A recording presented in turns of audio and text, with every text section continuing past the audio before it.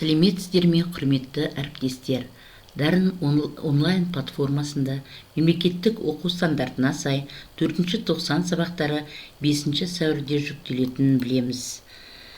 Сіздерге Дарын онлайн ғылыми-практикалық орталығының білім алушыларға қашықтан сапалы білім берудегі тиімділігін көрсеткім келеді.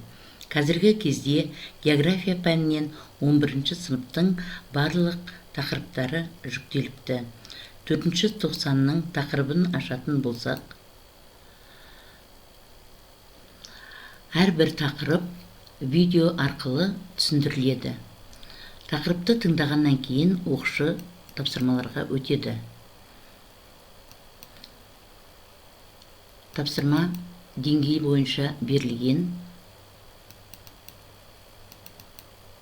А деңгейінде 3, В деңгейінде 2, С деңгейінде 1 тапсырма берілген. Жауап беру батырмасын басу арқылы оқушы нәтижесін көре алады. Келесі тест тапсырмасына өтеді. Тест тапсырмасы 10 сұрақтан тұрады. Соңында жауап беру батырмасын басу арқылы нәтижесін көре алады. Дарын онлайнға оқушылар өздері тіркелуі керек. Сыныптағы балалар сабақ кестесі бойынша тақырыпты тыңдап, тапсырмалар мен тест сұрақтарына жауап беруі керек. Егер оқушы сабақты тыңдамаса, тапсырмаларға жауап бермесе, келесі сабақ ашылмайды екен.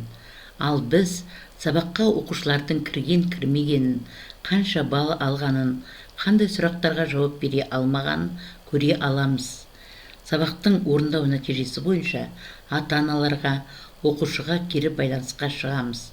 Дарын онлайн сабақтары оқушыларымыздың қашықтықтан сапалы білім алу үшін өте тиімді деп санаймын.